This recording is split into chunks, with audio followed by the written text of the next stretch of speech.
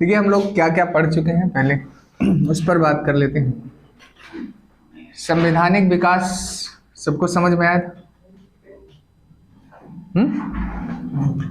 दूसरा अगर हम बात करें, हमने संविधान बनने की प्रक्रिया समझाई थी आपको।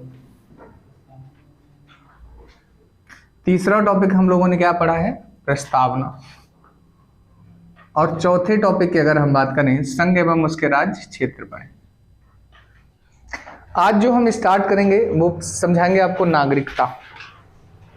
तो अगला टॉपिक आप बना लीजिए हेडिंग उसमें, नागरिकता।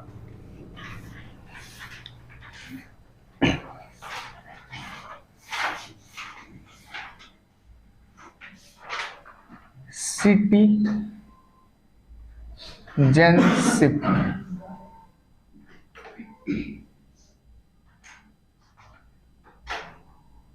जिसे हम लोग कहते हैं नागरिकता। ठीक, हम क्या क्या समझेंगे इस टॉपिक में, ये चीजें हम संक्षेप में आपको पहले बताते हैं कि नागरिकता क्या है, पहला। दूसरा, पहले हम आपको समझाएंगे कि नागरिक और प्रजा के बीच अंतर क्या होता है। तीसरा जो हम आपको समझाएंगे, नागरिक और विदेशी के बीच अंतर क्या होता है।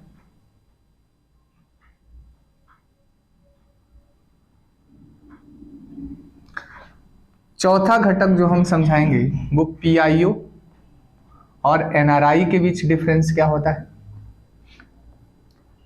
पांचवा बताएंगे हम आपको कि अवैध प्रवासी क्या होते हैं। और 6 जो हम बताएंगे वो ओसीआई और पीआईओ में डिफरेंस क्या होता है। 7th बताएंगे एनपीआर और एनआरसी में क्या डिफरेंस है। ये हम केवल आपको पहले ये शब्द क्लियर करना ये चाह रहे हैं कि आप अगर इतने कॉन्सेप्ट को ठीक से समझ लें तो इस सिटीजनशिप का कॉन्सेप्चुअल अंडरस्टैंडिंग बन जाएगी कि इसमें क्या है। और अभी तक जो अमेंडमेंट हुए हैं उनमें जितने भी प्रॉब्लम्स क्रिएट हुई हैं वो आप बहुत अच्छे से बता सकते हैं कि वो सही है, मतलब क्या चैलेंज है और क्या चैलेंज नहीं, ये चीज़। तो सबसे पहला हम लोग समझते हैं नागरिकता क्या है। हेडिंग बना लीजिए, नागरिकता क्या है। तो ये बातें समझ आ रही हैं, क्या वो करना है।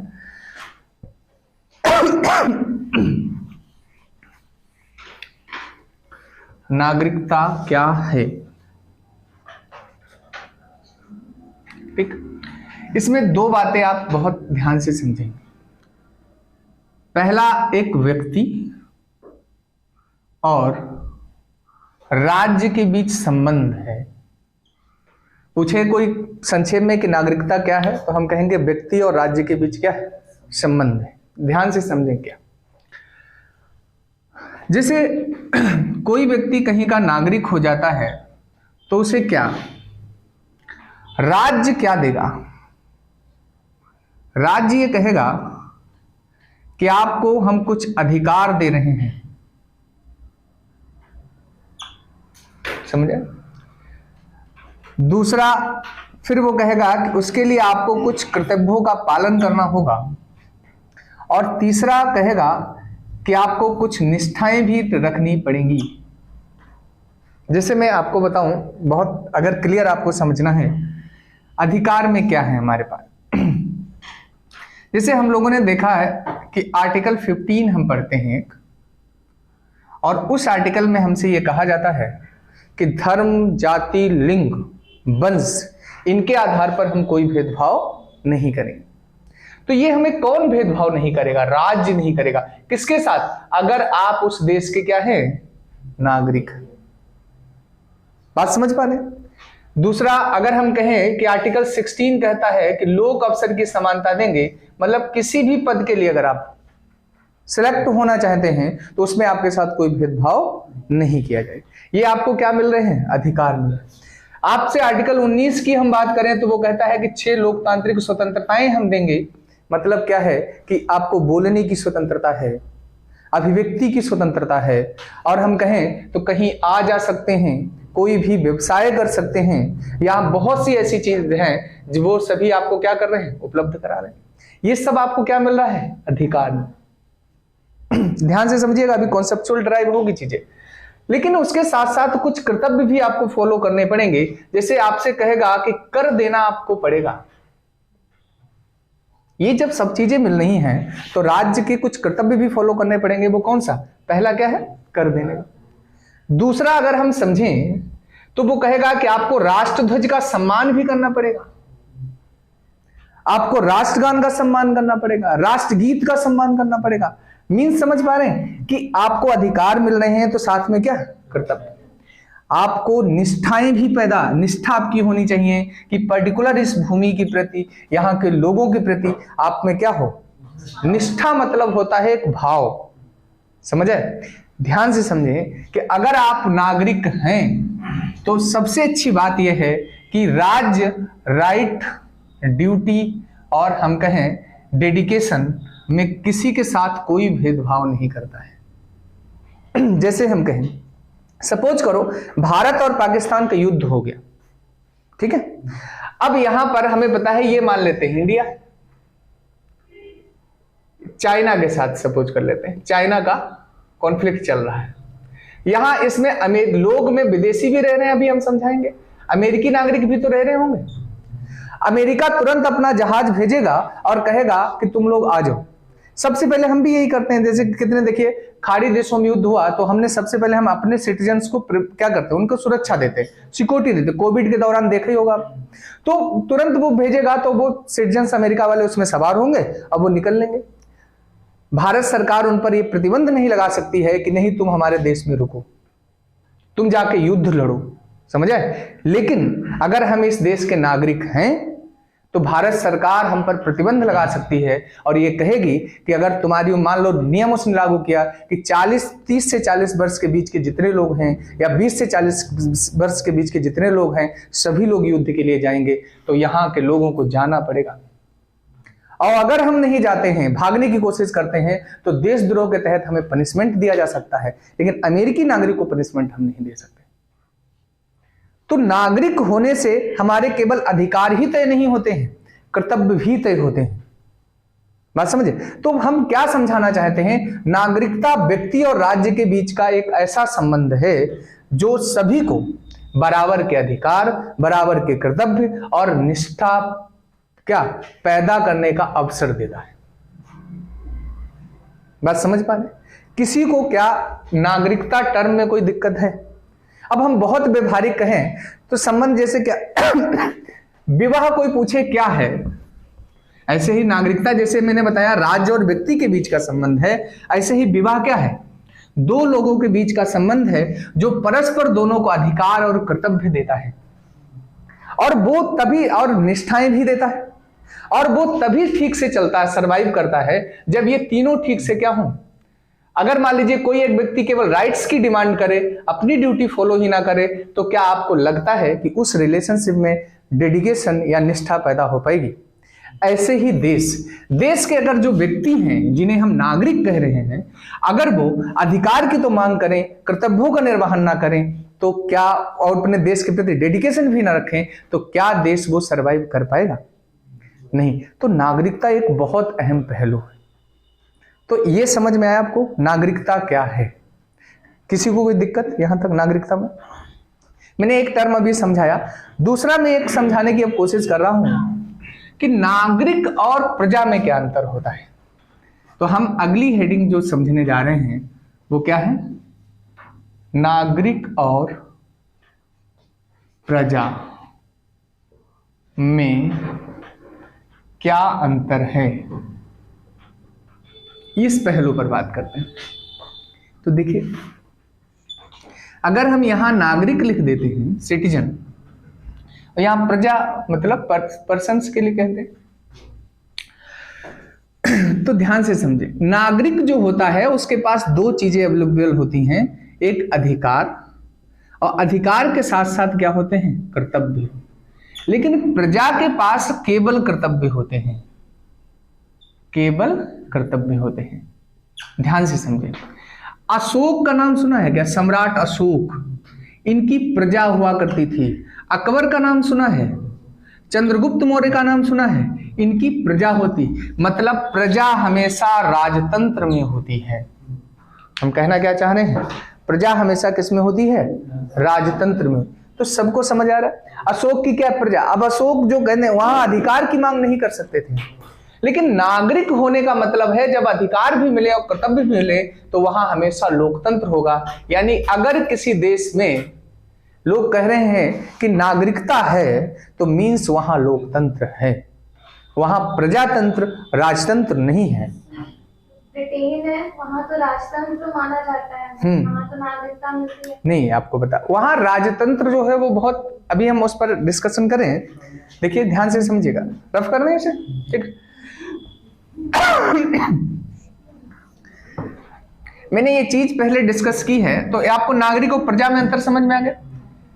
वहां ये कहा जाता है कि नाम मात्र का राजतंत्र है, समझे? प्रशासन जो है वो कैसा चलता है वहां पर? लोकतांत्रिक चलता है।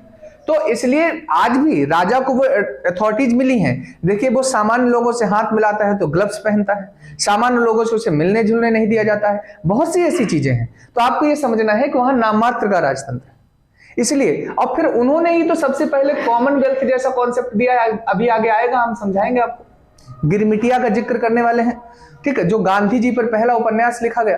तो अभी आगे के अमेंडमेंट जब हम पढ़ाएंगे 1955 का, तो वहां पे आपको एक स्टोरी गांधी की सुनाएंगे जो काफी अच्छे से हमें लगता है उस एग्जाम्पल से वो चीजें आप समझोगे तो वहां पर ये चीज समझ आएगी कॉमनवेल्थ सिटीजनशिप क्या थी। और मैंने बताया भी था कि राष्ट्रमंडल की जब सदस्यता हम लोगों ने मई 1949 में ली तो बहुत बड़ा चैलेंजिंग हो रहा था। किस लिए? और इसीलिए हमारे भी नागरिकता पर कॉमनवेल्थ सिटीजनशिप का बहुत प्रभाव भी है। हम ये बातें भी अभी डिस्कस करेंगे।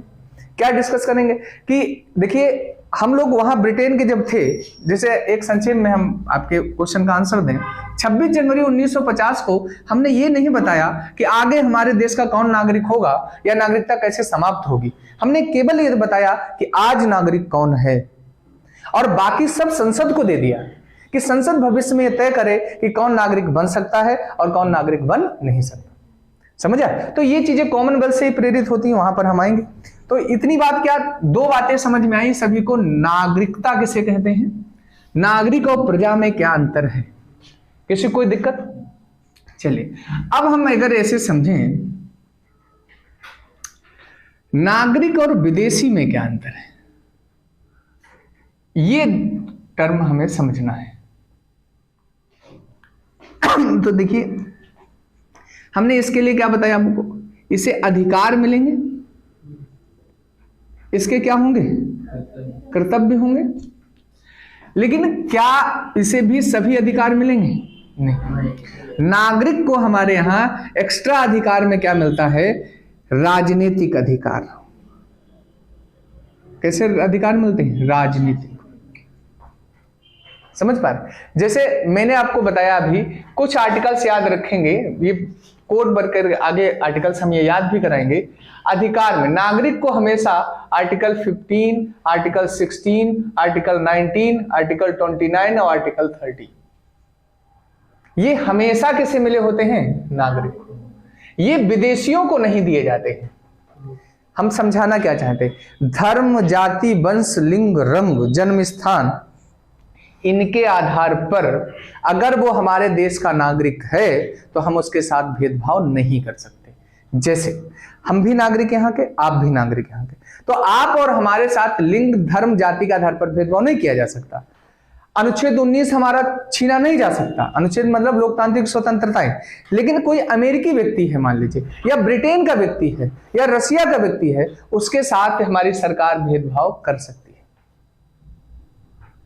बात समझे? क्योंकि वो यहां का नागरिक नहीं।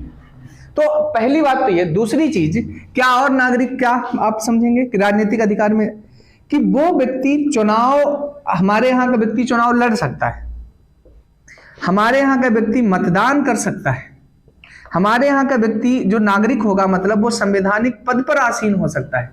लेकिन ये लोग, इन्हें ऐसा कोई अधिकार दिया नहीं जाए। तो नागरिक और विदेशी में संक्षेप में अंतर कहें तो कुछ नागरिकों को हमारे यहाँ जो पॉलिटिकल राइट्स होते हैं उनका माइलेज होता है, एक्स्ट्रा होता है। फिर कर देने के लिए हम इसे बाध्य नहीं कर सकते, इसे कर सकते हैं। कर्तव्य भी इसके तय किए जाते हैं, समझे। हम इसे अपने राष्ट्र ध्वज का सम्मान करने के लिए बाध्य नहीं कर सकते, इसे कर सकते हैं।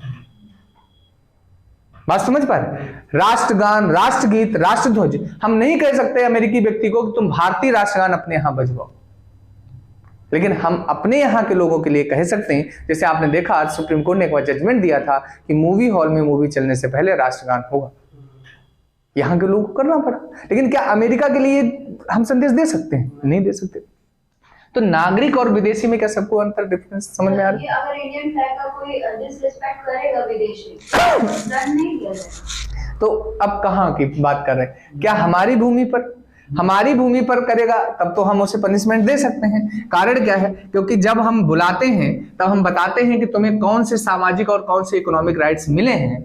अभी ये बात अभी समझ आएगी जब हम पीआईओ डिस्कस करने वाले, समझ आए? तो इतनी बात सबको क्लियर है। मैं अभी केवल टर्म बता रहा हूं, इतने टर्मों में किसी को कोई दिक्कत कोई नहीं। अब बाकी के जो टर्म है वो हम साथ साथ में ही डिस्कस करने वाले हैं जब आपके आगे के उन्हीं में आने वाले हैं। जैसे पीआईओ अभी और NRC, sorry PIO non resident citizens, NRI जो आएंगे इंडियंस, वो एक साथ अभी मतलब एक्ट में आने वाले हैं। तो साथ में ही हम टर्म भी बताएंगे और प्रोविजन भी बताएंगे, तो आपको ज्यादा अच्छे से समझ आएगा। अब जो दूसरा हम समझाने यहां जा रहे हैं आपको, वो दो टर्म बहुत ज्यादा चलते हैं, ये आप इसे जरूर समझें। एक अधिवास होता है, टर्म का नाम क्या है? अधिवास। इसे क्या कहते हैं? डोमिसाइल।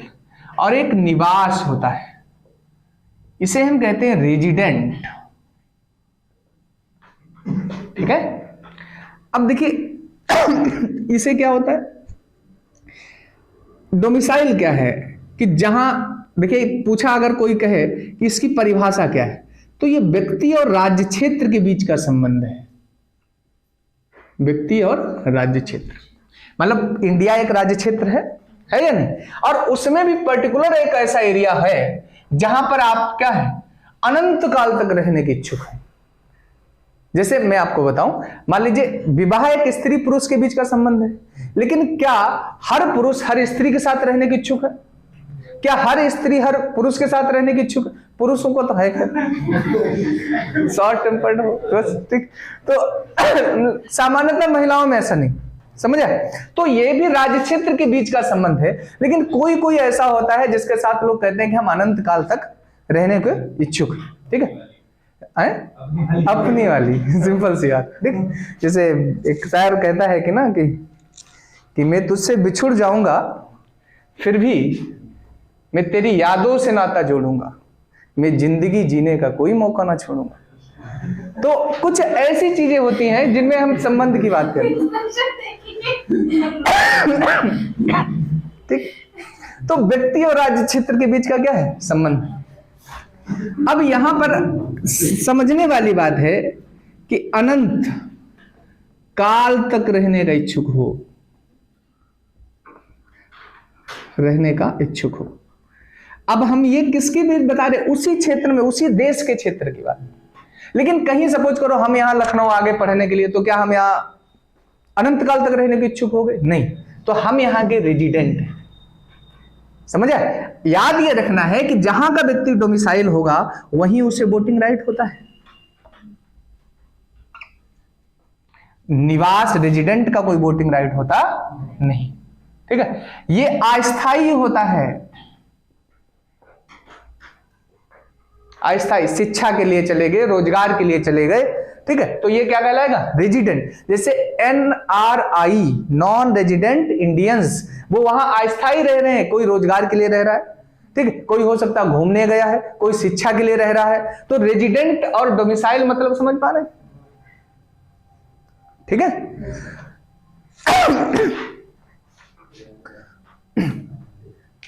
तो देखिए दोनों में एक तरह है, स्त्री हमेशा इसकी इच्छुक होती है और पुरुष हमेशा इसका इच्छुक, दोनों का।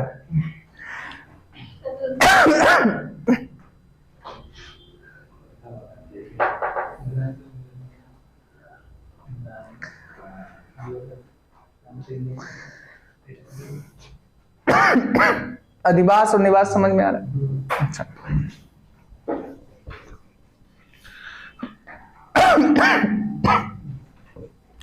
अब हम जो समझाने जा रहे हैं आपको, वो समझाने संवैधानिक प्रावधान नागरिकता में। हेडिंग बना देंगे संवैधानिक प्रावधान।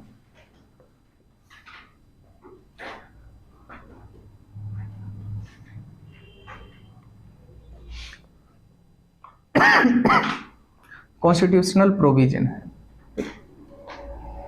ध्यान से समझें।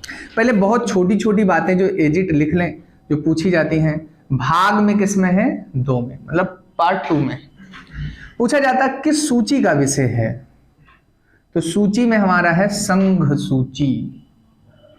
संघ सूची, जैसे मैं अब बताऊं, एक बहुत हास्यास्पद चीजें चल रही थी जब सिटीजनशिप अमेंडमेंट बिल आया था। ममता बनर्जी उधर कहती थी कि हम ममता बनर्जी जी कहती थी कि हम लागू नहीं करेंगे, हैं? उधर केरल का मुख्यमंत्री भी कहता था हम लागू नहीं करेंगे।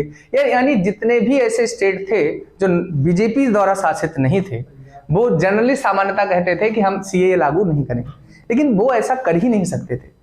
हमारे यहाँ जनता अवेयर नहीं है, इसलिए वो लोग उसको मिसगाइड करते थे। क्योंकि संघ सूची का विषय है, पार्लियामेंट को पावर है, और तुम किसी हालत में उसे क्या अवॉइड नहीं कर सकते, तो सीए उन्हें लागू ही करना पड़ता। इस सेंटेंस का बहुत गहरा मीन है। यानी सिटीजनशिप में जो केंद्र सरकार संशोधन कर देगी, वो हर स्टेट को लागू ही करना पड़ेगा। पॉलिटिकल एजेंडे के लिए कई राजनेता ये व्याख्यान दिया करते हैं कि हम फला बिल लागू नहीं करेंगे, ऐसा नहीं कर सकते वो। बात समझ में आ रहा है? तो संघ सूची का मतलब समझ में आ रहा है? यूनियन लिस्ट का सब्जेक्ट है। यानी क्या है, राज्य ममता बनर्जी के पास तो मान लो बहुत करीबी हो गए और तुम गए तो कहने लगे कि हमें सिटीजनशिप दे दो, तो उनकी औकात से बाहर। जैसे मान लीजिए हम लोग हैं आपस में, सपोज करो किसी के साथ अफेयर चल रहा है, हम सबकी इच्छा है कि इनका विवाह हो जाए, लेकिन पावर तो पेरेंट्स के पास है इस सोसाइटी में, तो उनके बिना अनुमति के पॉसिबल है? नहीं पॉसिबल। तो बस यही सेम चीजें हैं इसमें। लेकिन वो अगर चाहें तो वो कहो कास्ट, रिलीजन, सबको क्या कर दें, तो ये चीज जो करने चाह रहे हैं कि पुरानी पेंशन पुरानी पेंशन ये संघ सूची के वजह ही पेंशन जो संवर्ती का। तो ये इतनी बात समझ में आ रही है ना? मैंने अभी इतना बताया। फिर अगर हम अनुच्छेद की बात करते हैं, आर्टिकल्स कौन से हैं? अनुच्छेद इसमें 5 से लेकर 11 तक है। किस अनुच्छेद से किस अनुच्छेद तक है? अनुच्छेद 5 से 11। ठीक है, तो ये चीज लिख लेंगे, तो फिर हम समझाते हैं। तो संपत्ति सूची का विषय तो जो केंद्र निर्णय देगा माना तो हो ही जाएगा ना? तो ये डिपेंड करता है कि केंद्र ना दे, और केंद्र क्यों देगा इसी निर्णयों पर। रफ कर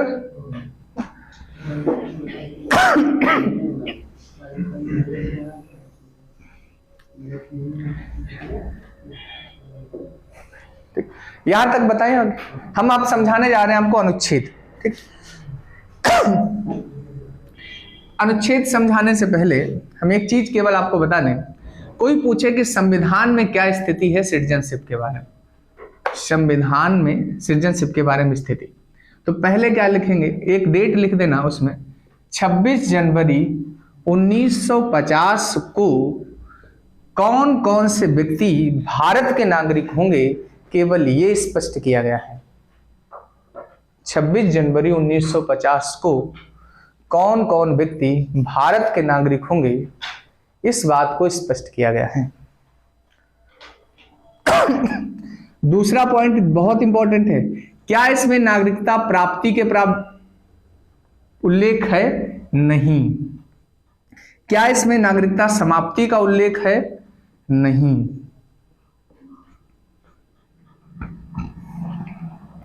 संविधान में हमारी स्थिति ये है, यूपीएससी क्वेश्चन पूछ चुकी है यहां से, प्राप्ति और समाप्ति के बारे में कहीं पर भी उल्लेख संविधान में किया नहीं गया है। मतलब नागरिकता कैसे प्राप्त करना है, ये पावर संसद को दे दी गई कि संसद निर्धारित करे कि किसी को नागरिकता कैसे देनी है और कैसे किसकी क्या कर देनी है, समाप्त। ठीक है। अब जो 26 जनवरी 1950 को जब संविधान हमारा प्रारंभ हुआ, लागू हुआ, तो कहा 4 तरीके के लोग नागरिक होंगे। ठीक, ध्यान से समझें। पहले हम आर्टिकल समझा रहे हैं इसलिए आर्टिकल पर फोकस कर लें। आर्टिकल 5 जो कहता है, सामान्य भाषा में तो इतना याद रखना है कि संविधान के प्रारंभ से, या हम कहें 26 जनवरी 1950, यही माना जाता है संविधान का प्रारंभ, सबको पता ही होगा। इस दिन कहा गया कि अगर किसी का जन्म हो गया है, समझे, इसके बाद मतलब यहां जन्म हो गया, और उस जन्म अगर हुआ भी है तो माता, अब देखिए मैं कैटेगराइज कर रहा हूं, थोड़ा ध्यान से समझेंगे, कॉन्सेप्चुअल बहुत अच्छी बात समझ में आएगी। जन्म अगर हुआ है तो जन्म में भी एक प्रिंसिपल दिया जाता है, जस्ट सॉइल, समझे। चलिए संक्षेप में बता दें। प्रारंभ में अगर यहां पर जैसे किसी का जन्म हुआ, इस दौरान उसके माता पिता यहाँ के नागरिक हैं, तो वो व्यक्ति क्या मान लिया जाएगा? कोई माता पिता ही नहीं, माता मही, पिता मही, ये सब, ठीक है। आर्टिकल हम 6 की अगर बात करें तो यहां से ध्यान से समझिएगा, बहुत से लोग भूल जाते हैं। जैसे हमें पता कराची कहां पड़ता है, ये सबको पता है, और रांची कहां पड़ता है, ये भी सबको पता है, ठीक। तो ये हम इसे ऐसे याद रख सकते हैं कि ये कराची से रांची को नागरिकता दे रहा है। मतलब क्या है? कराची मतलब है पाकिस्तान से कहां आने वाले? भारत आने वाले। ऐसे लोग जो पाकिस्तान से भारत की ओर प्रवर्जन किए हैं, मूव ऑन किए हैं, या हम कहें आ रहे हैं, तो उन्हें देगा क्या? सिटीजनशिप। ध्यान से समझिए, इन आर्टिकल्स में बड़ा कंफ्यूजन होता है।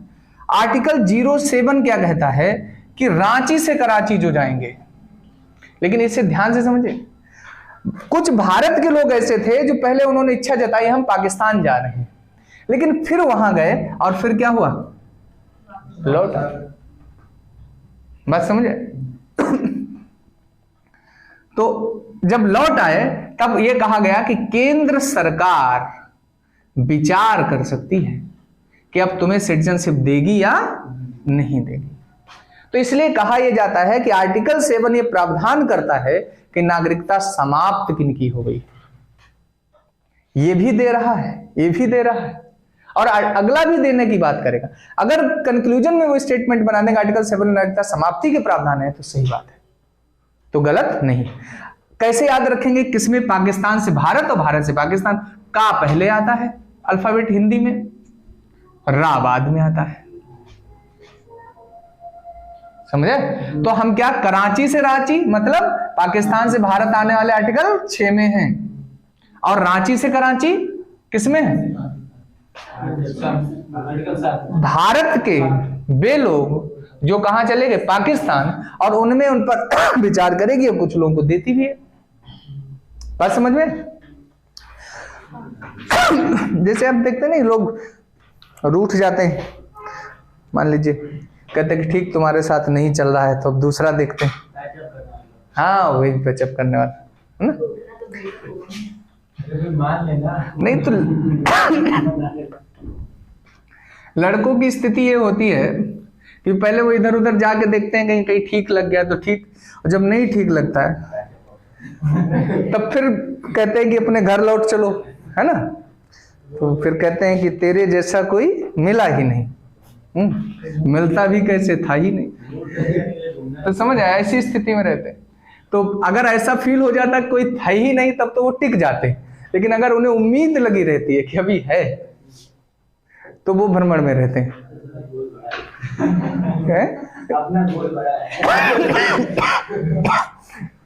अंततः अपना ही बड़ा रहेगा।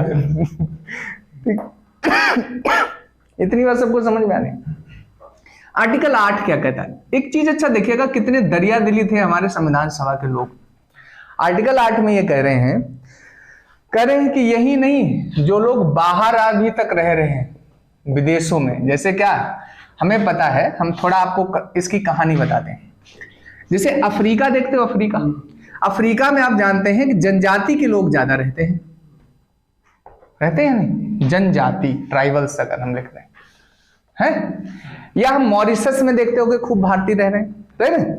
जितने भी देश थे, ये जनजाति लोगों को बहुत जागरूकता तो है नहीं कि कैसे कृषि की जाए, कैसे क्या किया जाए, है जागरूकता क्या, आपको लगता है ऐसा?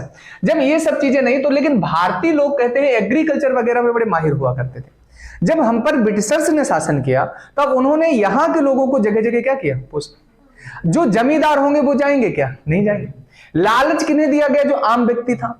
और आम व्यक्ति गया तो फिर उसे अगर वहीं अच्छा लग गया तो वो वहीं रह गया। जैसे आप देखिए शहर कैसे बसे, गांव के ही लोग शहर में आए, उन्होंने इनकम की और फिर उन्हें यहाँ ठीक लग गया तो वो यहाँ के परमानेंट क्या हो गए, रेजिडेंट हो गए।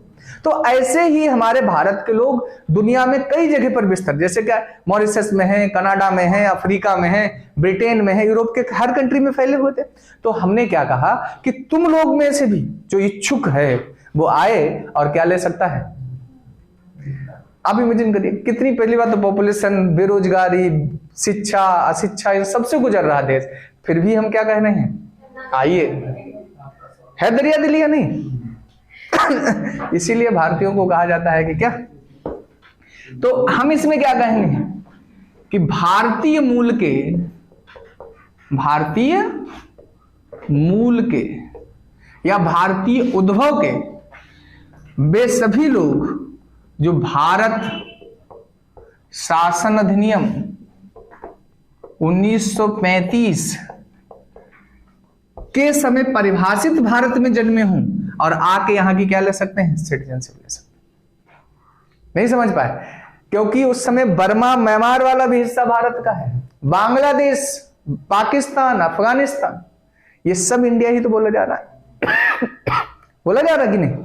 और ये पूरे प्रांत के लोगों को कह रहे हैं कि तुम्हारे दादा दादी, मामा माई, मतलब कोई भी है, जैसे नहीं हम लोग क्या दादा, फिर परदादा, लकड़ दादा, भकड़ दादा, जितने दादा चाहो उतने ले।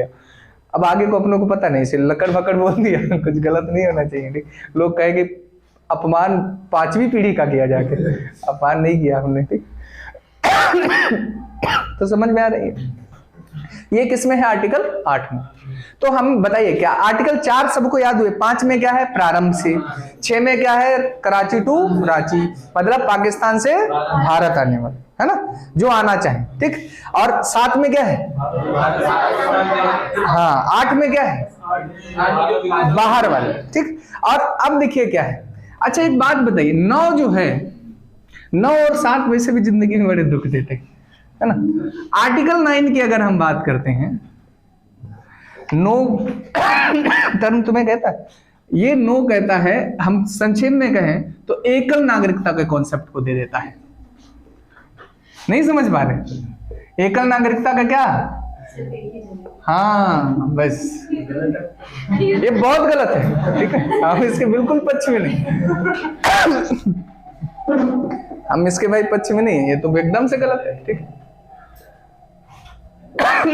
कैसे ये कहता है कि अगर आप किसी देश की नागरिकता ले लेंगे दूसरे की, तो आपके देश की स्वेच्छा से नागरिकता क्या हो जाएगी, समाप्त। तो कंक्लूजन में कहें तो ये एकल नागरिकता के कॉन्सेप्ट को क्या कर देता है, इंट्रोड्यूस कर देता है, ठीक। अब आर्टिकल 10 देखिए, बड़ा इंपॉर्टेंट है। ये हमारी संसद, ये मतलब संविधान सभा ने ये भी कह दिया कि तुम्हें हम जो दे रहे हैं नागरिकता, ये हम तुम्हारी समाप्त नहीं करेंगे, निरंतरता रखेंगे इसमें।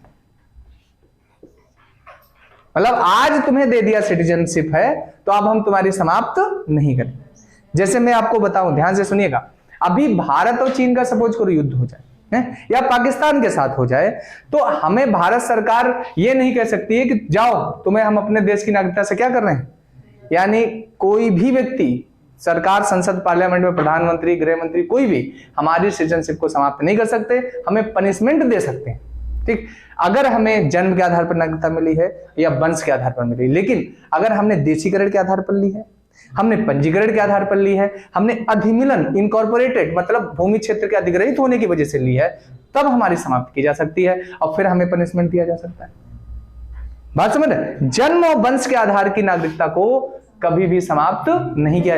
यानी नागरिकता के अधिकार की निरंतरता का प्रावधान करता है आर्टिकल 10। आपकी सिटीजनशिप को कोई समाप्त नहीं कर सकता। क्लियर है सबको? कोई दिक्कत? अब अगर हम बात करते हैं आर्टिकल 11 में क्या कहा है। आर्टिकल 11 कहता है कि ये सभी पावर संसद को हैं कि वो भविष्य में मतलब नागरिकता से संबंधित कोई भी कानून बना सकती है। नागरिकता से संबंधित कानून कौन बना सकता है? संसद। अब इसी आर्टिकल का यूज करके संसद लेकर आई हमारे यहाँ नागरिकता अधिनियम 1955। बात समझ है? और वो जो 55 हम पढ़ाने जा रहे हैं, अब इस 55 से बहुत सीए तक का सफर तय करना है हमें, 2019 तक का। ठीक है, तो अब आगे हम डाल लेंगे नागरिकता अधिनियम 1955।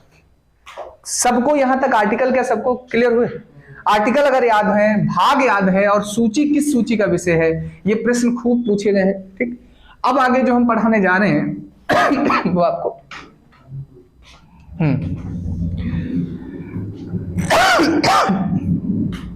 अब डाल लीजिए नागरिकता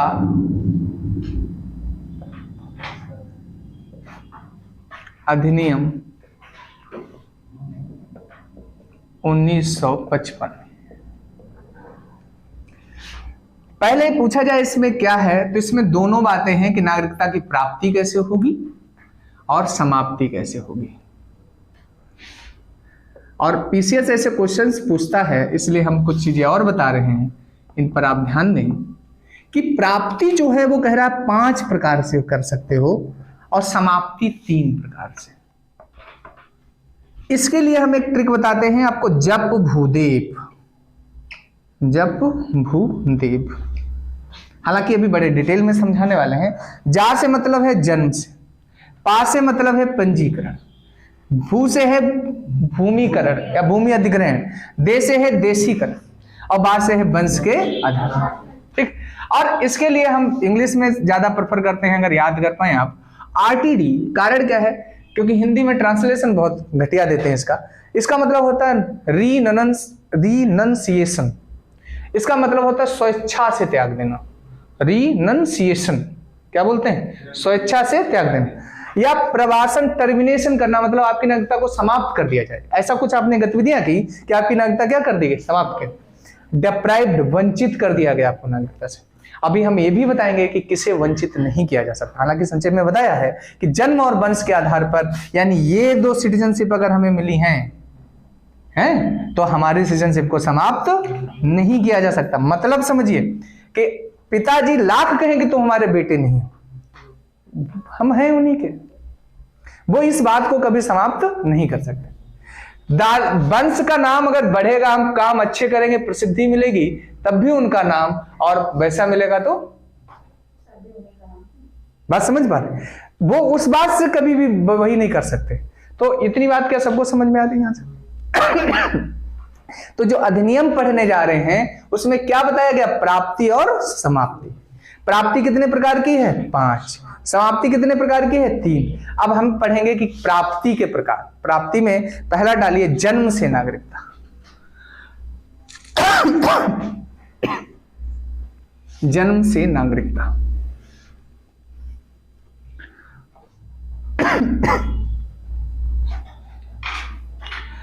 अब देखिए जन्म में क्या बोला, एक तो आपको पता ही होगा कि 26 जनवरी वाला डेटा आ जाएगा। 1950 के बाद अगर वो जन्मा है, के बाद जन्मा, और उसके माता पिता यहाँ के क्या है? नागरिक। ठीक, उसके माता पिता यहाँ के क्या है? नागरिक। तो हम कहेंगे कि वो जन्म से भारत का क्या हो जाएगा? नागरिक। पहली बात के लिए। दूसरा, ध्यान से समझिएगा, भारत के वो बाहर भी जन्म गया, भारतीय क्षेत्र के बाहर, जरूरी नहीं भारत क्षेत्र में, लेकिन उसके माता पिता भारत के क्या है? नागरिक। तब भी यानी क्या है कि जन्मा हम अगर यहां लिखें, चाहे कहां जन्मा हो, भारतीय क्षेत्र में और भारत के बाहर,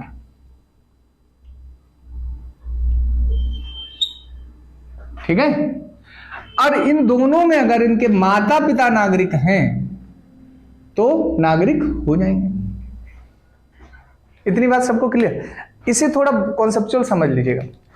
कभी कभी वो ऐसे ऐसे क्वेश्चन बना देते हैं, यहां भारतीय क्षेत्र का मतलब भारतीय भूमि से नहीं है, वो एम्बेसी भी है इसमें, उसमें शिप्स भी हैं, यानी जहां जहां भारत के रूल्स और कानून इंप्लीमेंट हो सकते हैं वो सभी। क्योंकि एक बार यूपीएससी ऐसा क्वेश्चन पूछ दी थी कि एक महिला ने किसी बच्चे को जन्म दिया है एरोप्लेन में, और वो किसी कंट्री का नाम शायद लिया था, अफ्रीकन कंट्री, कहा कि उसके ऊपर से उस समय उड़ रहा है तात्कालिक, तो वो सिटीजन कहाँ का होगा? सिटीजन भारत का ही होगा, क्योंकि शिप उन्होंने लिखा था कहाँ का है, मतलब एरोप्लेन कहाँ का है, भारत। तो समझ आए? यानी क्या है कि धरातल पर ही नहीं, अगर आसमान में भी जन्म देंगे किसी बच्चे को तो वो भी किसके अंतर्गत माना जाएगा? ध्यान रखना है कि माता पिता क्या होने चाहिए? नागरिक। अब एक चीज और यहां से ध्यान रखना है, अगर भारत के बाहर जन्मा है तो 1 वर्ष के भीतर रजिस्ट्रेशन अनिवार्य, पंजीकरण कराना है, पंजीकृत करा दीजिए। कहां पर? जो हमारी काउंसिल्स हैं, या हम कहें एमबीसी हैं, या हम कहें राजनयिक परिषदें हैं। बाहर जैसे सपोज करो आप अमेरिका घूमने गए, स्विट्जरलैंड गए, फ्रांस गए, और वहां उपलब्धि मिली, आपको सफलता मिली अंततः है, तो उन परिस्थितियों में 1 वर्ष के भीतर आप करा दें। अगर नहीं करा पाए, ध्यान से समझिए, नहीं करा पाए तो आप आए बाद में केंद्र सरकार से अनुमति लें और पुनः करा दें। और इसमें केंद्र सरकार की स्वेच्छा है कि वो आपको चाहे तो अनुमति ना दे। बात समझ आए? यहां पर केंद्र सरकार का अधिकार चलेगा, ठीक। और हम सरकार जब भी बोले तो राज्य सरकार समझना ही मत, क्योंकि संघ सूची का विषय है, राज्य सरकार का यहां कोई लेना देना होगा ही। तो जन्म वाला कॉन्सेप्ट समझ में आया क्या? किसी कोई दिक्कत? चलिए अब देखिए, टेक्निकल भाषा में इस प्रिंसिपल को कहते हैं जस सॉइल प्रिंसिपल। ये पूछा गया है,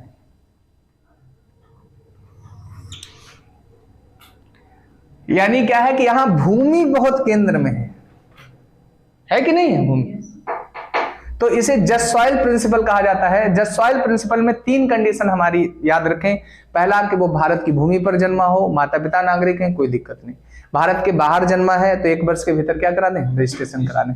हो गया, इतनी 2 बातें। और तीसरी बात है हमें क्या रखना है, तीसरी बात पर बड़ा ध्यान देना, यहां पर रहने वाले ऐसे जो दूसरे देशों के राजनयिक वगैरह हैं, उनके बच्चे अगर भारतीय भूमि पर जन्म ले लेते हैं तो उन्हें हम सिटीजनशिप देते नहीं हैं। जन्म के आधार पर उन्हें नागरिकता मिलती नहीं। 3 बातें ही इसमें याद रखनी है। ये 3 बातें ही इसमें स्पष्ट की गई हैं, और कोई बातें इसमें स्पष्ट नहीं की गई हैं। किसी को यहां तक कोई दिक्कत हो तो बताइए, बताइए जन्म से नागरिकता में किसी को कोई दिक्कत है?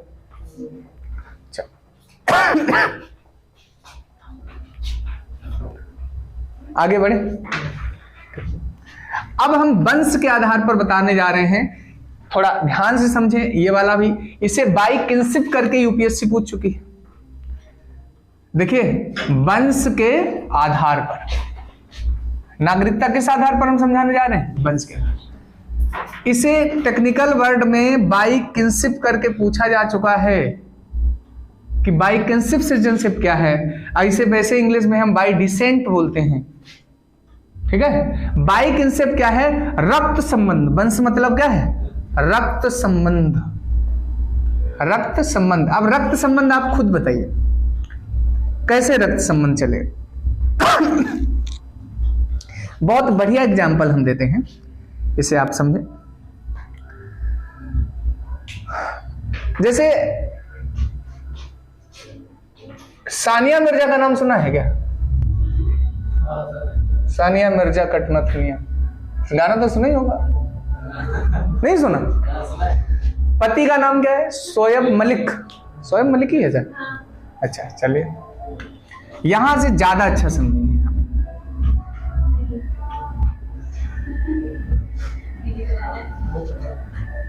ठीक, इस कॉन्सेप्ट को समझ लें। बहुत से लोग आपसे पूछ सकते हैं, ठीक, कुछ डाउट है क्या किसी को?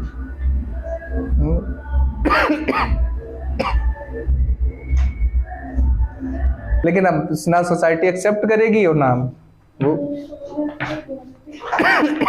तो हम सानिया मिर्जा और शोएब मलिक से बाई किंशिप समझाते हैं क्या है, ध्यान से समझिए। अब आपको पता है कि ये लोग लगातार प्रयत्न कर रहे होंगे कि नहीं? क्या भविष्य में प्रतिलिप्तियां नहीं आएंगी? है ना कि वैसे भी कहा जाता है कि संघर्ष करते रहो किसी भी क्षेत्र में, अंततः क्या मिलती। चलिए, अरे ऐसे निराशावादी लोगों के लिए नहीं कह रहे। मान लीजिए इनका एक आया, ठीक है, हम बेबी लिख रहे हैं, नहीं तो जेंडर का आरोप लग जाएगा। ठीक है, लड़का लड़की कुछ भी, इसकी सिटीजनशिप का कैसे तय करेंगे, वंशक्रम कैसे होगा। जब हमारे यहाँ ये कहा गया है कि माता चाहे नागरिक हो चाहे पिता नागरिक हो, ठीक है, कोई भी एक हो, तो 18 वर्ष तक का जब तक ये बच्चा नहीं होगा तब तक ये भारत का भी नागरिक है, और सेम प्रोविजन पाकिस्तान के कानून में है सिटीजनशिप को लेकर, इसलिए पाकिस्तान का भी नागरिक है। ध्यान से समझिएगा, यहाँ दोहरी नागरिकता नहीं आ रही, लेकिन जब ये तुरंत 18 वर्ष का होगा और 18 वर्ष का होते ही 6 माह के भीतर इसे पाकिस्तान की सिटीजनशिप छोड़नी पड़ेगी। अगर इसने नहीं छोड़ी तो भारत की नागरिकता इसकी स्वतः क्या हो जाएगी, उस दिन प्रूफ होगा क्या कि जेनेटिकल इंपैक्ट इंडिया का जाता है या पाकिस्तान का। नहीं समझ में, जीन स्ट्रॉन्ग सानिया मिर्जा के जाता है या ये डिपेंड। भाई लड़के का करेक्टर उसमें कौन से आएंगे बताइए। अच्छी बात, हम तो चाह रहे कि भारत कम से कम जहां जाए वहां क्या करे, अच्छी। तो समझ आ रही बातें। तो ये क्या है, वंश क्या था। तो बाई किनशिप क्लियर है, रक्त संबंध कैसे चलता है, ठीक है।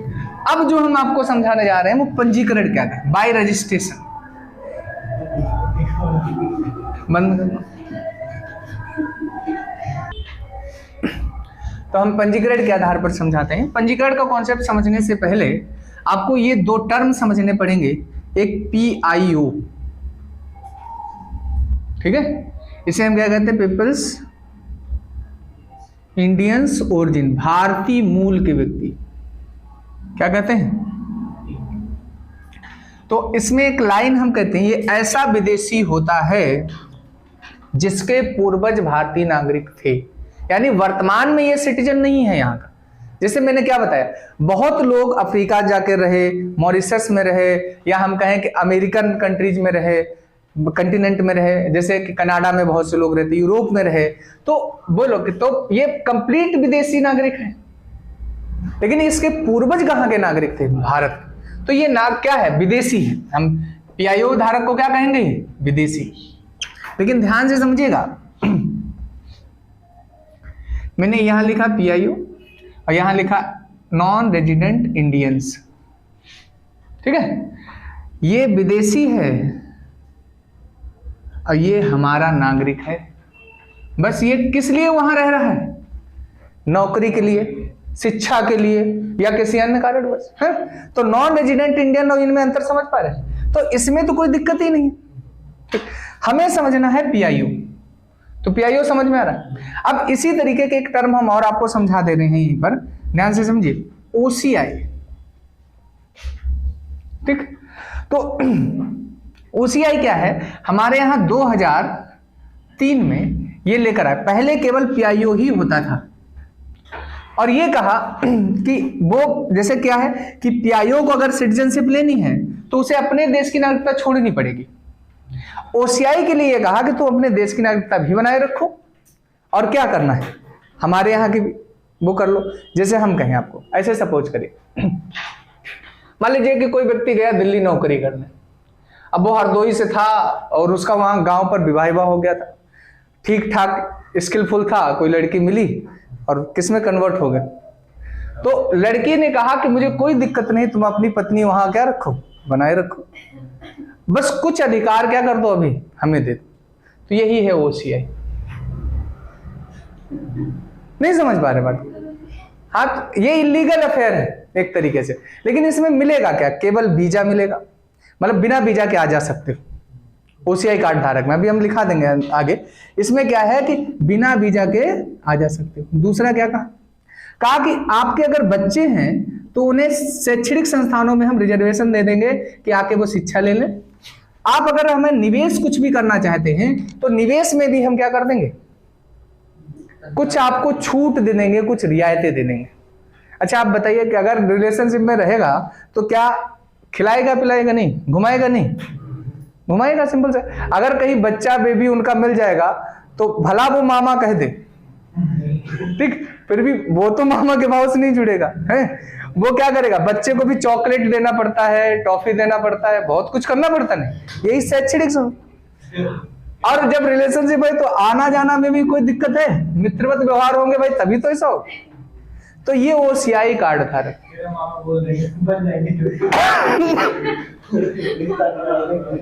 ये शादी के बाद का सिस्टम। बीबी परमानेंट रजिस्ट्रेशन में कौन चलेगी, एक वो, और ऐसे ही ओसीआई धारक। लेकिन पीआईओ क्या है, जब लड़की ये जिद कर दे कि तुम उन्हें खत्म करो और किसे लेकर आओ, तो वो किस आधार पर बात करने लगी, पीआईओ। 2003 में अटल बिहारी वाजपेयी ने 16 देशों के चुने और कहा कि हम ऐसे देशों के पीआईओ धारकों को ओसीआई कार्ड देना चाहते हैं। ओसीआई कार्ड देने का मतलब कि वो हमारे देश में आए, क्या करें, शिक्षा ले सकते हैं, निवेश करें, मतलब बहुत से लोग बहुत समृद्ध हो गए वहां पर। मॉरिशस में देखिए भारतीय तो शासन करते हैं, कनाडा में देखिए सिख कितना समृद्ध है, तो वो लोग अगर आएंगे तो यहाँ इन्वेस्टमेंट करेंगे कि नहीं करेंगे।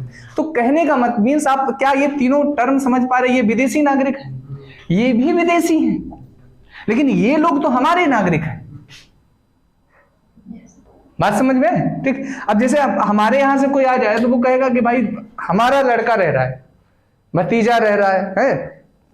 पिता तो भी नहीं कह सकता बाकी बहुत सी चीजें कह सकते हैं कि ये रह रहे हैं, जो जिसके साथ रिश्ता भाई रह रहा है, समझ में आए। अब कल को हम कहीं और चले जाए तो आप लोग ये कह सकते हो कि हाँ, कि वो हमें सर पढ़ाते थे और वो वहां रह रहे। तो कहने का मतलब ये है कि इसमें अपनापन ही है, अपने ही व्यक्ति हैं, लेकिन यहां पर ये लोग क्या है, हम बाहर के लोगों को क्या कर रहे हैं, अटक। तो क्या पीआईओ, एनआरआई और ओसीआई समझ में आ रहा है? ये विदेशी नाग, ये भी विदेशी, इन्हें कुछ हम अधिकार दे देंगे।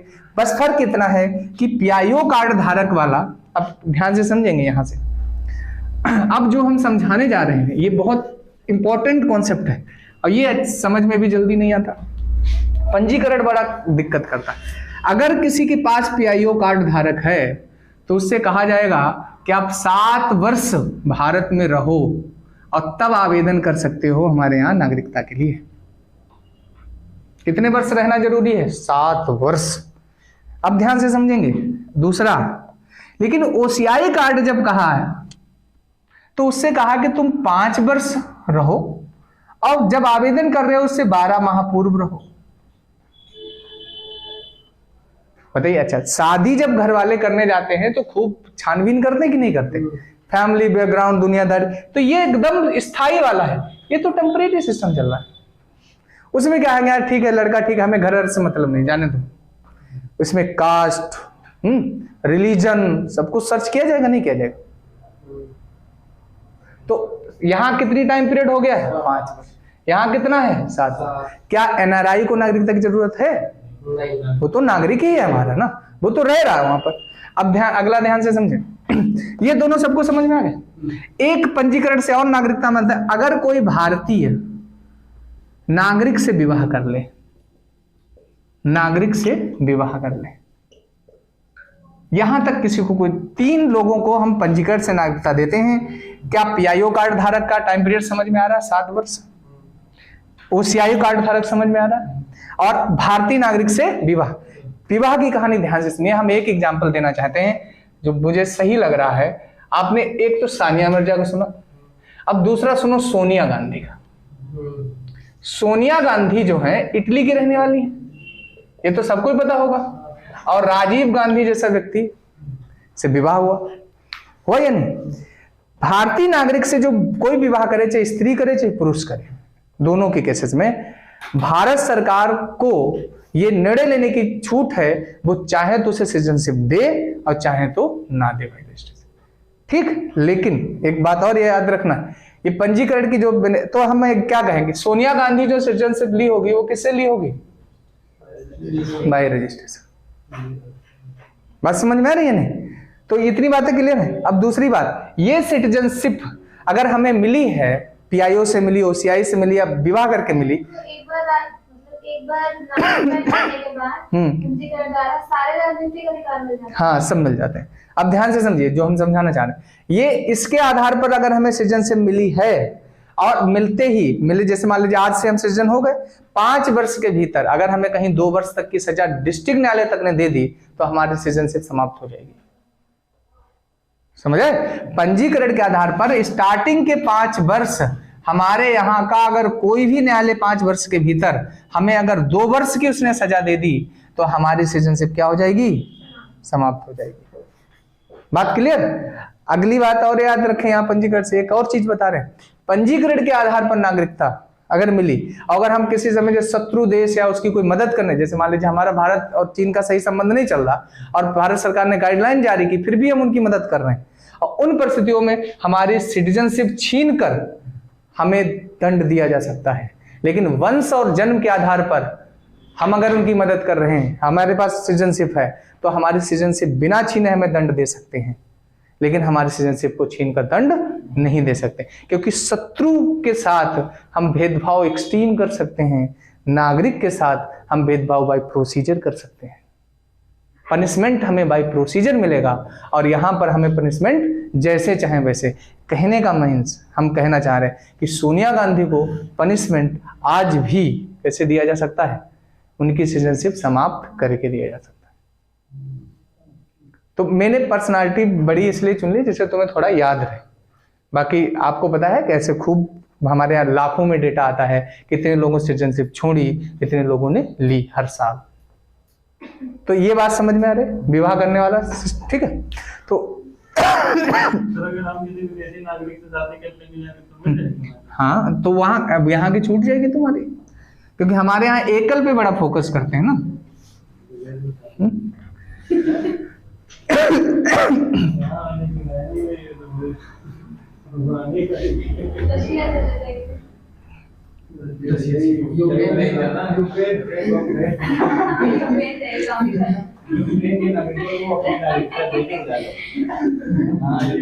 अपनी नागरिकता दे दी तो जानते हैं।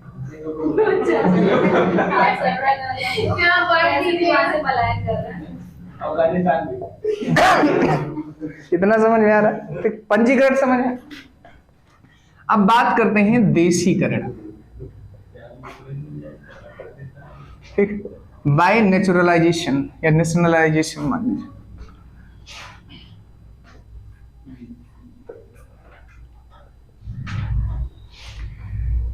अब ध्यान से समझेंगे, बहुत ये प्रोविजन अच्छे लोगों को समझ नहीं आता है। मैंने आपको क्या क्या पढ़ाया है? जन्म पढ़ाया, वंश, यहीं से सीए निकला है, यही चेंज है, इसी में सीए ने चेंज किया, बाकी कुछ नहीं किया, ठीक। वंश, तीसरा पर ध्यान दें, मैंने आपको अभी क्या पढ़ाया? पंजीकरण। और पंजीकरण में मैंने क्या बताया? पीआईओ बताया, ओसीआईओ बताया, और भारतीय नागरिक विवाह। अगर इनके आधार पर कोई सिटीजनशिप नहीं ले पाता है तब वो किस आधार पर ले सकता है? विदेशी नागरिक, देशीकरण। इसके लिए बड़ी शर्त है, क्या कहा गया कि 12 वर्ष में 11 वर्ष आप यहां रहे हों, पहली कंडीशन, और जब आवेदन कर रहे हैं उससे पूर्व 12 माह से लगातार रह रहे हों। यानी आप समझिए पीआईओ को 7 वर्ष ही रहना है, ओसीआईओ को 5 वर्ष ही रहना है, लेकिन इसे 11 वर्ष रहना है, और 12 माह उससे पूर्व भी रहना है जब आवेदन कर रहा हो, मतलब 13 वर्ष में महज 12 वर्ष रहना है। तो इसके लिए कंडीशन बहुत ज्यादा हो गई। दूसरी क्या कहा कि ये वैध प्रवासी हो। वैध प्रवासी का मतलब वीजा ईजा के माध्यम से आया हो, घुसपैठ करके आया ना हो, ठीक। तीसरी बात क्या कहा कि इसे 8वीं अनुसूची की एक भाषा के ज्ञाता हो। चौथा बात कहा कि चरित्र अच्छा हो, चरित्र अच्छा हो, समझे? तो कुछ कंडीशन समझ आ रहे हैं देशीकरण के आधार पर, किस आधार पर? कुछ और बातें भी इन्होंने बोली। कहने ये लगे कि अगर ये कोई कंडीशन फुलफिल नहीं हो रही, लेकिन वो कला, विज्ञान या समाज क्षेत्र या दर्शन, इनमें बहुत महारत हासिल किया हुआ, तो इन सभी कंडीशन को इग्नोर करके हम उसे क्या दे सकते हैं? सिटीजनशिप। तो देशीकरण अंतर समझ आ रहा है? पंजीकरण और देशीकरण, किसी कोई दिक्कत यहाँ तक? नहीं दिक्कत मेरे एक क्वेश्चन है जी। जो शरणार्थी वगैरह होते हैं, तो इसके आधार पे तो उन्हें भी मिल जानी चाहिए नागरिकता। क्यों? सब दार्शनिक हैं, सब वैध प्रवासी हैं। हाँ, तो फिर सब 8वीं अनुसूची की भाषा जानते हैं, हैं? नहीं, तो ऐसा तो नहीं कह सकते हो। तो जैसे कोई कला वगैरह या लेखन में पारंगत है इंसान, उसको देशीकरण के माध्यम से नागरिकता दी जा रही है। हाँ। और उसके पेरेंट्स का संबंध पाकिस्तान या किसी भी ऐसे देश, शत्रु देश से है, तो उसकी नागरिकता पे असर पड़ेगा? तो कोई असर नहीं पड़ेगा। उसके पीछे कारण क्या है? क्योंकि वो अगर उन्हीं चीजों में इंगेज रहा होता तो आज वो इतना महान कैसे हो जाता? क्योंकि वो उससे इमर्ज, और सबसे अच्छी गर्व की बात है कि वो अपने देश से जुड़ना चाहता है। तो उस बेस पे उसकी नागरिकता कैसे नहीं होगा? किसी भी। अब हम कहें भूमि क्षेत्र के अधिग्रहण,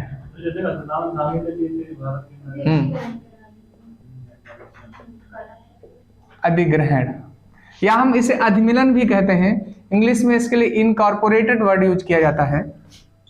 ठीक, तो ध्यान से समझें इसमें केवल इतना याद है, जैसे सपोज करो मैंने सिक्किम को मिला लिया, गोवा को मिलाया, पुदुचेरी को मिलाया, यहां के लोगों को निर्धारित तिथि से हम क्या मान लेते हैं? नागरिक।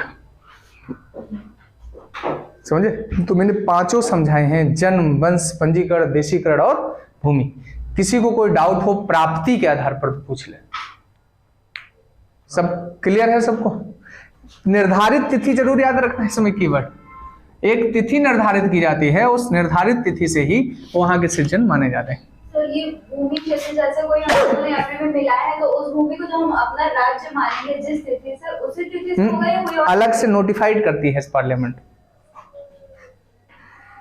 रफ कर दें।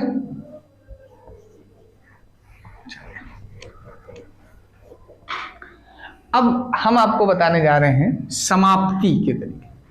तो समाप्ति में विशेष कुछ है नहीं, 3 शब्द आपको याद रखने हैं संक्षेप में। समाप्ति, एक हमने बताया रीनंसिएशन, दूसरा टर्मिनेशन, और चौथा है डेप्रिसिएशन, डेप्रीविएशन। इसे हम कहते हैं स्वेच्छा से त्याग।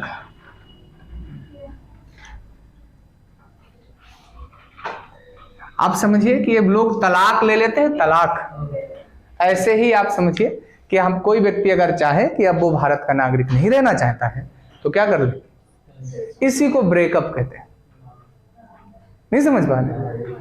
Very good. देखिए, लेकिन आपको पता है कि कभी कभी ये होता है कि महत्वाकांक्षाएं बहुत होती हैं लड़कों की, और वो कुछ ऐसी हरकतें उनकी पकड़ी जाती हैं, तो जिसकी वजह से क्या किया जाता है? वो लड़की खुद छोड़ के चली जाती है। तो ये क्या कर रही है? छीन ली गई, परवशन कर दिया गया। ठीक है, तो ये क्या है? वंचित कर।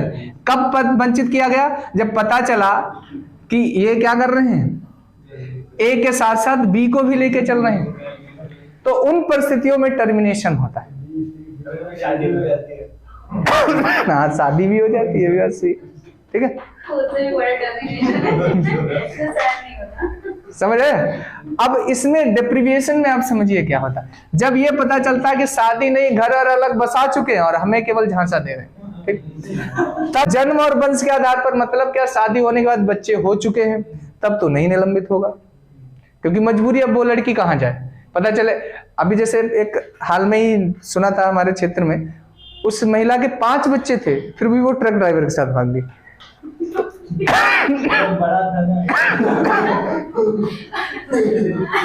तो आप समझ रहे, इतनी मतलब होनहार मैं स्त्री, तो अच्छी बात है उसका। तो कहा अब सामान्य बेसिस पर महिलाएं ऐसा नहीं करती। ठीक, अब क्या है, तीसरा हम बात करें, लेकिन वंचित कब किया? अगर आपको, जैसे हम अगर प्रैक्टिकल समझाएं, तो शत्रु देश की सहायता कर रहे हो, देशद्रोह का कुछ ऐसी एक्टिविटी कर रहे हो, राष्ट्रगान है उन सब का, तो किया जाए। लेकिन इन केसेस पर वंचित नहीं होता है, केवल पंजीकरण से मिली हो, देशीकरण से मिली हो, अधिमिलन से मिली हो, तभी वंचित किया जा सकता है।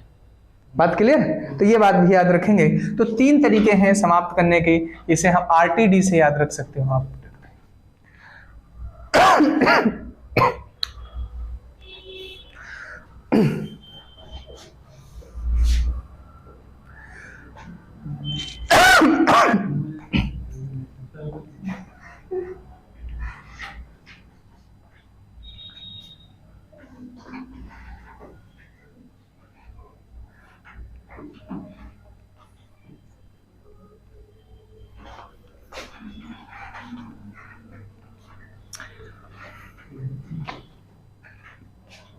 अब हम आपको समझाने जा रहे हैं। मैंने ये तो समझा दिया OCI कार्ड क्या है।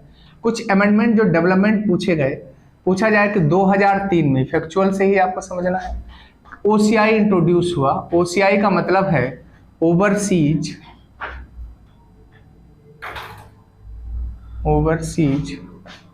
Citizenship of India. तो इस कॉन्सेप्ट को समझें, ये केवल 16 देशों के लिए ही स्टार्ट किया गया था, लेकिन 2005 में इसे सभी देशों के लिए कर दिया गया, सभी देशों के लिए।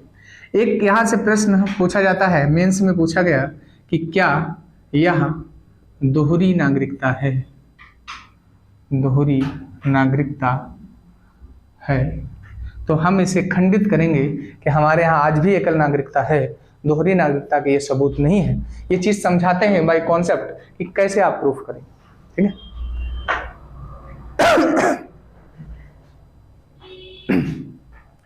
तो आप किस पक्ष में जाएंगे? ये दोहरी नागरिकता नहीं है। पहला तो देखिए कैसे कहेंगे नहीं है, ठीक। इन्हें क्या मिला है? इन्हें एक हमने पहला क्या बताया, बिना वीजा के आने जाने का मार्ग मिल गया, ठीक, पहला। दूसरा पूछा जाए क्या मिला है, तो शैक्षणिक संस्थानों में इन्हें रिजर्वेशन मिला है। और तीसरा अगर कहा जाए तो क्या है, इन्हें पूंजी निवेश के लिए छूटें मिली हैं, मतलब ये इन्वेस्टमेंट हमारे यहाँ कर सकते हैं। ये 3 चीजें मिली हैं। इन्हें क्या नहीं मिला है जो मिलना चाहिए सिटीजन अगर ये हैं? तो पहला हम क्या कहें, क्या इन्हें मतदान का अधिकार मिला? नहीं। क्या इन्हें चुनाव लड़ने का अधिकार मिला? नहीं।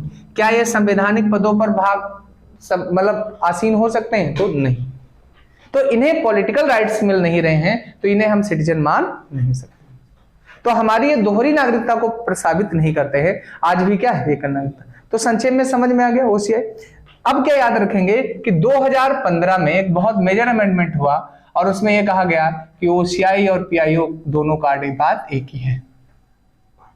खुद समझिए, इतनी एडवांस हो गया है। जैसे आजकल शादी से पहले लड़कियां करवा चौथ रह लेती हैं, क्योंकि वो कहती है तुम्हें एज हस्बैंड कंसीडर कर रहे, है ना। और कभी कभी कुछ पुरुष इतने भाग्यशाली होते हैं जिनके लिए 2-4 करवा चौथ रह रही है। बस सेम यही है,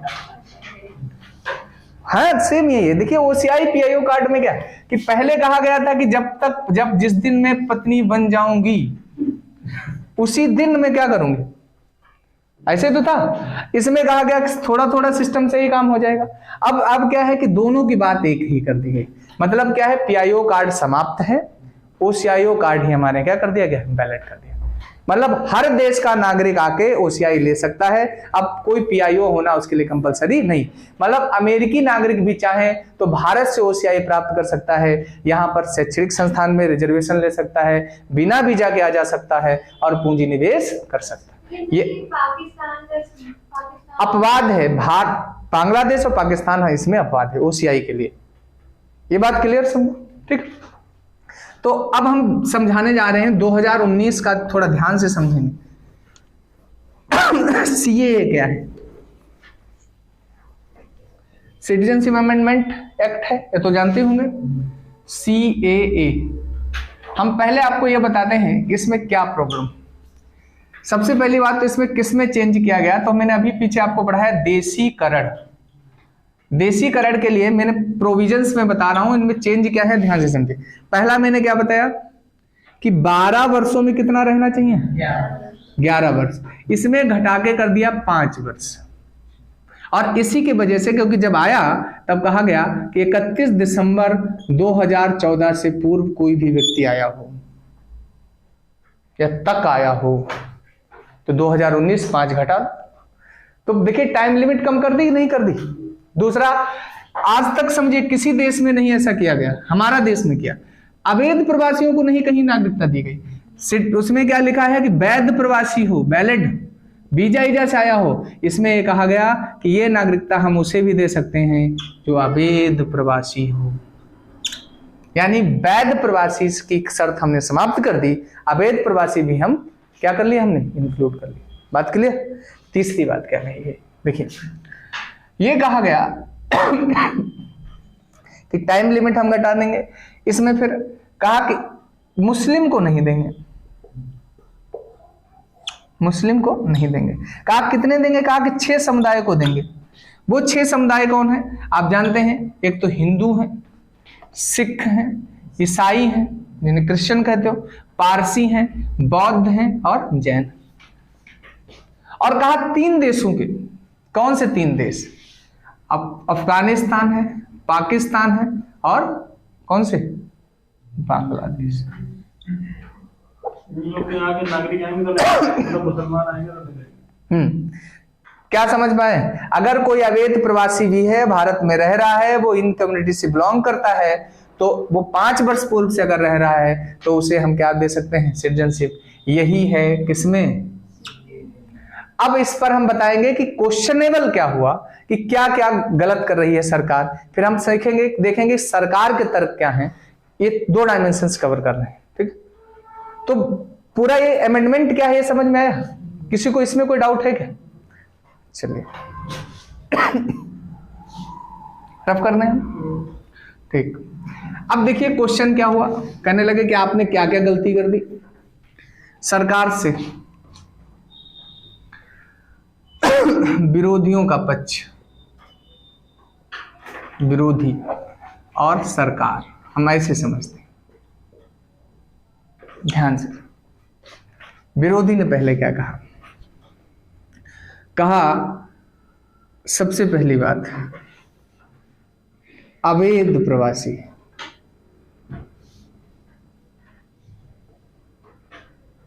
दुनिया में कहीं पर भी अवैध प्रवासियों को दिया नहीं गया, और आप क्या कर रहे हैं? समझे? तो ये चीजें, तो सरकार ने कहा कि हम धार्मिक उत्पीड़न जो है उसे दूर करना चाहते हैं अपने पड़ोसी देशों, ठीक। इसी पर पहले हम चैलेंज ही बताने, फिर कहा गया कि जो हमारे यहाँ धर्मनिरपेक्षता है उसके खिलाफ है, ये धर्मनिरपेक्षता के खिलाफ।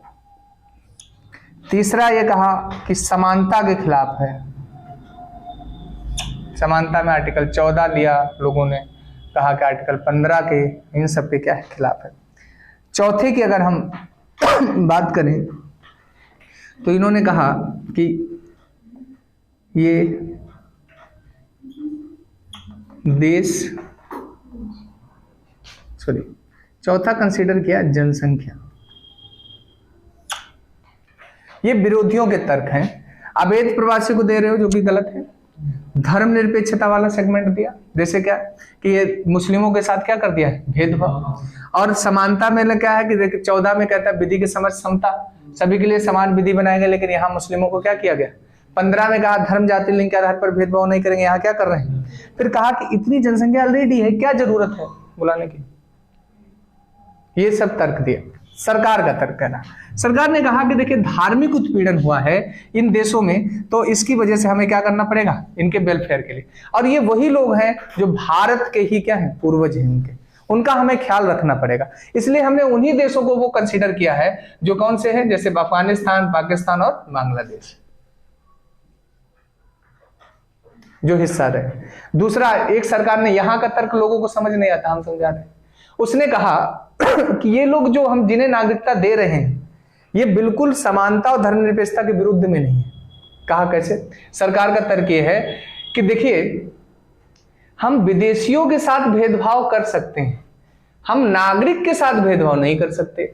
और ये लोग क्या अभी नागरिक हैं हमारे? तो हमने क्या भारत में रहने वाले किसी मुसलमान के खिलाफ को किया है? कुछ नहीं किया। ऐसे लोगों को किया है कि जो विदेशी हैं, और विदेशी चाहे मुस्लिम हो, चाहे हिंदू हो, चाहे सिख हो, चाहे ईसाई हो, और हम क्या कर सकते हैं? उसके साथ भेदभाव। तो सरकार ने इसे भी अपना क्या कर दिया? सॉलिड। और रही बात जनसंख्या की, तो उसने कहा कि भारत का ऐतिहासिक रहा है छवि उसके। फिर बाकी क्वेश्चन बहुत उठे कि म्यांमार में भी ऐसा हो रहा है, श्रीलंका में भी हो रहा है, आप वहां क्या? तो हमें संक्षेप में समझना है कि सरकार ने धार्मिक उत्पीड़न बताया, और सरकार ने क्या बताया है कि हम ऐसा भेदभाव कर सकते हैं क्योंकि ये लोग कोई हमारे देश के नागरिक नहीं है। तो ये है क्या? पूरा आपका सीए। विरोधियों के पक्ष भी हमने संक्षेप में बताया, और क्या बताया सरकार। सबको इतनी बात क्लियर? अब देखिए एक चीज हमें और समझानी, रफ करना। एक आपने बहुत सुना होगा एनआरसी क्या है और एनपीआर क्या है। संक्षेप में मैथमेटिकल अगर हम प्रूफ करें, कितने लोगों को पता है NPR क्या होता है? नेशनल पॉपुलेशन, सबको पता है। और दूसरा अगर हम NRC कहें तो क्या है? National register citizen. केवल ध्यान से समझिए, नेशनल इसमें भी है, नेशनल इसमें भी है, कोई फर्क पड़ेगा? रजिस्टर यहां भी है, यहां भी है, कोई फर्क पड़ेगा? यहां पॉपुलेशन है और यहां सिटीजन। हमारे देश में 6 माह से अगर कोई भी व्यक्ति रह रहा है, चाहे वो नागरिक हो चाहे विदेशी हो, वो सब इसमें काउंट किए जाते हैं। NPR मतलब क्या है? भारत में निवास करने वाले लोगों का लिस्ट, समझे? और इसमें केवल वो कि जो क्या है? सिटीजन है। तो NPR और NRC मतलब समझ पा रहे? NRC में केवल सिटीजन, और इसमें कोई भी जो 6 माह से यहां रह रहा। ये वनडे एग्जाम में क्वेश्चन पूछा गया NPR का मतलब क्या है, तो हमने बताया आपको 6 माह से अगर कोई यहां रह रहा है तो वो क्या माना जाएगा? तो सिटीजनशिप में इतने कॉन्सेप्ट हैं आपके अभी तक जो मैंने बताए।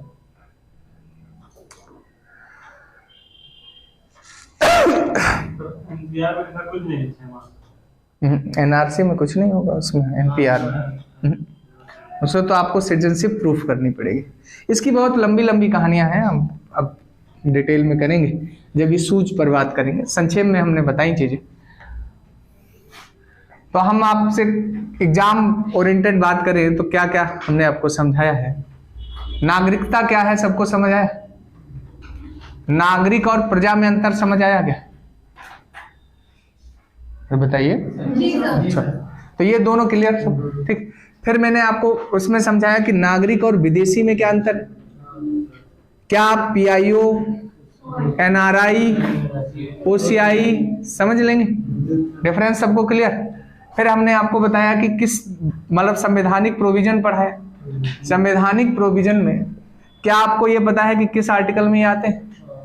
पार्ट पता है, ठीक। फिर अगर हम बात करें एक्ट सब पता है।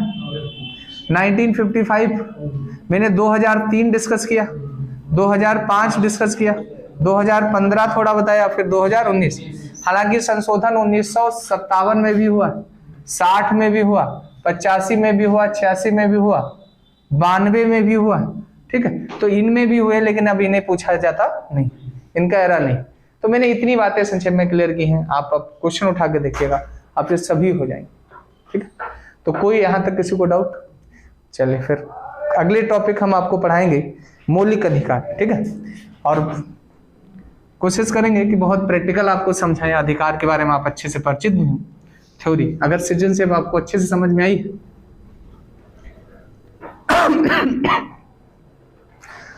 तो हम उसी उम्मीद करते हैं कि आपको फंडामेंटल राइट भी बहुत अच्छे से क्या आएगा, समझ में आएगा, ठीक है।